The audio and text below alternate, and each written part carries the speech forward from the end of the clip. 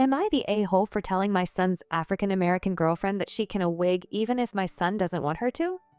I'm 37F, a white woman, out of my depth on this topic, and too scared to ask anyone who is African-American face to face. My son's 14 meters first girlfriend is an African-American girl 13F who we'll call Nina. Usually when I see her, she's a bubbly social butterfly. She smiles a lot and is very talkative. Recently, I noticed Nina seeming less confident the times I see her. Her change in demeanor was the most noticeable change, but I also noticed the recent lack of wig, makeup, and jewelry. I didn't even realize the two things were connected. One day, I was to drive them to a party. My son was upstairs and Nina was downstairs. She looked like she was dreading going to this party, and I asked her what's wrong. She said she doesn't feel pretty. I asked her why, and she said she's still getting used to showing her natural hair. I asked her if she feels uncomfortable showing her hair. Why is she doing it? She said my son thinks she looks cooler this way. I told her I used to do things just to impress boys when I was her age. I told her she can wear a wig even if my son doesn't want her to. Days later, I've never seen my son more angry with me than that day. He said I'm a white woman and I shouldn't be advising a black girl how to look. He said called me an overhearing mom and a Karen. I was too shocked to speak as I never seen him so angry. Am I the a-hole? So a white woman can't say anything to a young girl to make her feel better about how she presents herself, but a young white boy can? Does he maybe think he's being supportive by encouraging her to show her natural hair instead of wigs or something? And completely ignoring how his GF actually feels about it. Not the a-hole by millions of miles. I'm an African-American woman, and I applaud you for helping that girl and giving her back some of the confidence that your son stripped from her. He's controlling, not you. You are being a woman and mother, not a Karen. You should have a talk with your son about how he should treat a girl. Period. If he's like this at 14, I shudder to see him full grown if he makes it that far with that attitude. Opie replies, "Thank you." I kept second-guessing myself if I did the right thing. Next story. Am I the a-hole for telling my husband that I'm not going to throw away my Harry Potter books? I created a Reddit account for this stupid crap, so I better get some good perspective from here. So, as any millennial kid, Harry Potter was literally my 32F childhood. I grew up with it. Obviously, I think JKR is a disgusting and bigoted waste of both oxygen and space. But yeah, I love the books too much to actually part with it.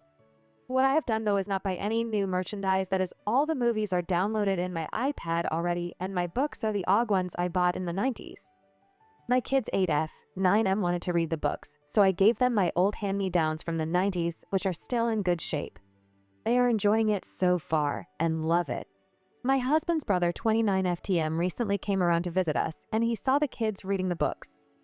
He took me aside and told me that he finds this problematic, and told me that the kids should at least know that by reading the books, they are endorsing a bigoted and hateful person. I reminded him that this was not new property and thus is not contributing to JKR's cause. These are my old hand-me-downs. He stormed out angrily and left. My husband then told me if HP really is such an essential part of my life that I needed to push it on our kids too, and I reminded him that they were the ones who asked me to give them the books and that I will not throw them away. Am I the a-hole? It's getting difficult to find some of my favorite SFF authors from the past that don't have problematic issues. Marion Zimmer Bradley was accused, along with her husband, of child sexual abuse. David Eddings and his wife were charged and found guilty of child abuse before they ever became famous authors, and that wasn't widely known until around the time he died. Orson Scott Card is now well known for being anti-LGBTQ and racist. Lewis Carroll is now thought to probably have been a pedophile. L. Frank Baum, while being a gay icon, was also a racist and even wrote a newspaper article advocating for the extermination of Native Americans. And let's not even get started on Neil Gaiman's rank stupidity and appalling behavior.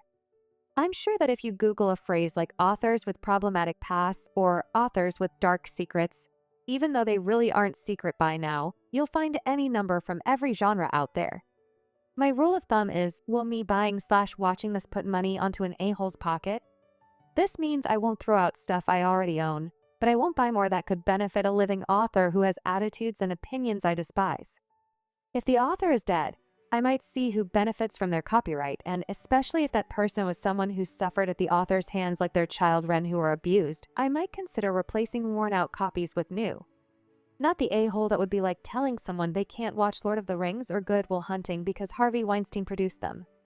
Opie replies, "Exactly. Will people stop watching Pulp Fiction because it's produced by Miramax?" I'm going to wager a guess no. Next story. Am I the a-hole for ruining my GFS plans for when she goes into labor? A bit of backstory. My girlfriend is pregnant and due in September.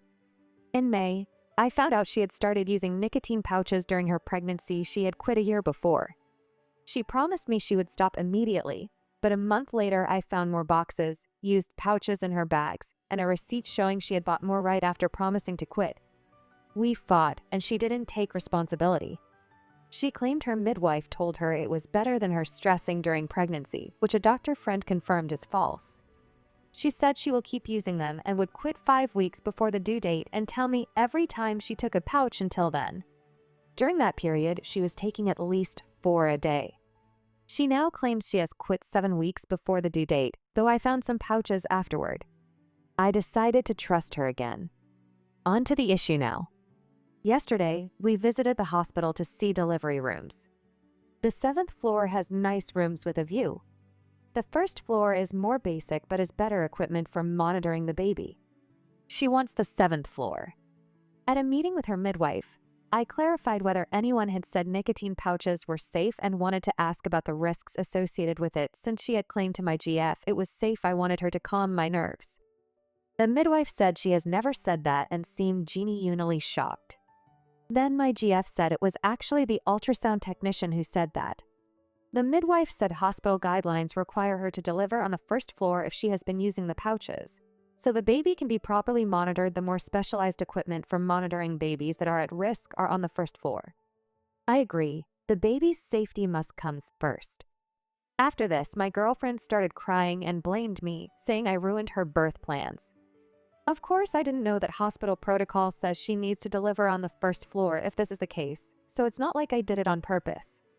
Also, knowing what I know now, I'd also prefer to have the baby there if it's safer for it. Anyway, my GF is mad at me because I ruined her plans for delivering the baby. Am I the a-hole? Some clarification and update. A lot of people are mentioning nicotine patches, but what my girlfriend was using were nicotine pouches snus. It's a tobacco product popular in Scandinavia, small pouches placed between the lip and gums that deliver very high doses of nicotine. They're addictive and not meant for someone who never smoked. Here's the situation. She's been ignoring my texts and still hasn't come home. She's angry with me. I went to where she is staying now and managed to have a short convo with her before she slammed the door in front of my face. She said things like, "I know what I did was not great," referring to using the pouches. "The baby is fine, I already quit," which she can't actually know. She used them for at least 5 to 6 months during the pregnancy. You took my today's midwife meeting hostage and villainized me, but all I did was ask a single question after the midwife asked if I had any. I said, "My girlfriend told me a midwife/doctor once said it was fine for her to keep using snus. Is that actually ethical to tell a pregnant woman?" The midwife today said it sounded like BS and she doubted anyone at the hospital would encourage nicotine pouch use in pregnancy. The truth is, I do feel like my girlfriend is acting like a villain here, as harsh as that sounds. She's harming our baby and dismissing the risks, while also lying to me. Some people suggested I track down the midwife/doctor who supposedly told her snus was fine. I asked my girlfriend for a name, but she says she doesn't remember. I then asked her to check her texts or calendar for the appointment info since the hospital always sends SMS reminders. She claims she never got a message and didn't note it down, which I don't believe. I'll try calling the hospital myself to verify. She's showing zero accountability. To those saying I made the wrong choice getting her pregnant, I agree. She's been great otherwise, but this snus issue has shown me a completely new side of her. There have been a few red flags before, but nothing deal-breaker worthy. She can be stubborn, though. If we weren't expecting a baby, I'd probably leave. The lying and putting her needs above our kid is a deal-breaker. But right now, I feel leaving would also hurt my son's future. She's already given him a bad start, and splitting immediately would just add instability. So I'm stuck between feeling betrayed and angry, and feeling like I need to wait and see how she is after the birth before making big decisions. Not the a-hole. He didn't ruin her birth plans. She ruined her birth plans by taking an addictive substance that put the baby at risk. Really shocking that she would rather have a nice view than ensure her baby is safe. She's completely irresponsible. Not the a-hole. It's not safe to use nicotine in any form during pregnancy, and she did. And she lied about it multiple times. She ruined her own birth plans with her selfishness. The baby isn't even here yet, and your GF has already put her own wants and needs above the baby's safety numerous times. I hope you're seeing this. Next story. Am I the a-hole for not apologizing for withholding financial support until my son passed his paternity test? Throwaway account, because outside of this, I don't intend to make posts regularly and will go back to just reading. I, 55M, have 3 children, 2 girls and a boy. My son is my oldest, and up until recently I thought he was a decent man. Unfortunately, my daughter-in-law Tessa, 32F, fake name, showed me that I was wrong, and when revealed to me that the reason she was divorcing my son was because he cheated on multiple times and gave her an STD. She made a social media post with pictures of text messages and show video recordings of messages he left proving her side. I was shocked, and when I confronted my son, he said that she over-exaggerating and that the only reason he did it was because she wasn't putting out. Tessa gave birth to their second child 7 months ago, and their first child is 3 years old. I apologized to Tessa for my son's behavior and then yelled at him for being so selfish, intentionally hurtful, and cruel. I did not hide or downplay my disappointment and was only silenced by my wife's defense of our son. I remember how hard it was when my wife had our second daughter and couldn't believe she didn't have a shred of sympathy for Tessa. Tessa is a sweet and smart person, and she didn't deserve what our son did. My wife has been letting our son stay in our house despite my wishes, saying that he needs our support, but I say he's in need of a hard lesson. We fought about this constantly. Eventually, my son accused Tessa of getting the STD from someone else and demanded a paternity test. I knew these claims were bullish tea and saw red. I yelled at him for it, and his mother came to his defense and told me a man had every right to know if his kids were his. I countered with demanding a test of my own, and my wife was offended, and I moved out. She and my son sent others after me and either lied and overplayed what things were like at home, and I just got tired defending myself. I was going to let things be until either my wife or son contacted my job and made hurtful accusations about a female employee that I've been mentoring for the past year, and that's when I snapped. I'm filing for divorce. The house is paid off, so I'm willing to let her have it, but until a judge says so, I've stopped putting money in any of the accounts that she has access to and only make payments to the credit card with the $4K limit so she has money to buy groceries, get gas, and pay for her other expenses.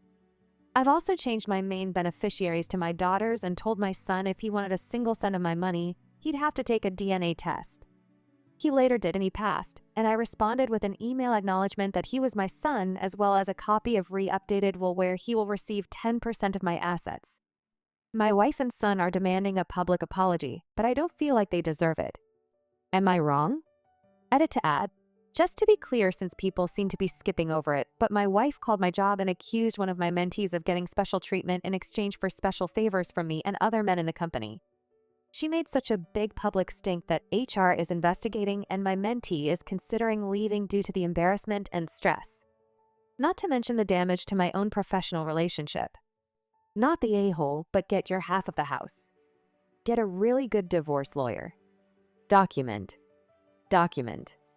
Document. Next story. Am I the a-hole for saying no when my parents expected me to sacrifice for someone else again and saying they take advantage of me being mature? I'm 17 meters, a pretty laid-back guy. I was always a good kid and my parents' oldest, so that meant they always treated me more like a mini adult than one of the kids. There were comments from loads of family members and family friends about me being mature, and so mature for my age, being the one I hear all the time even now. For a while I didn't mind because I loved my family and I told myself they really loved me too, and that was all that mattered. But it started to hurt when they always expected me to go without or to give something up. Whenever money's tight, they spend less on me to make sure they can still spend reasonably on my siblings. Last year, I got a $5 gift card for a candy store, and I was extremely limited in what I could get for that gift card. Another year, they got me sweatpants and a hoodie in the thrift store, and they forgot to make sure it was okay because there were ST stains inside and outside on the sweats. Another money, but not gift example is we eat out pretty often. My parents like to get us to take it in turns to choose where we go. Whenever money's tight, they'll let all my siblings have their turn and ask me to skip mine and skip eating out. That way none of my siblings feel like they missed out by waiting longer to let me have my turn. The other money thing is after-school activities. If my parents want to save money, they ask me to skip for a few weeks so they don't have to pay for me. They never ask my siblings to do the same. Other times they do it is when we're running tight on time when we go somewhere and my parents will ask to skip where I wanted to go so all my siblings have their chance. This happens when we have other kids with us too, and I'm always last and first / only to sacrifice going where I wanted to go.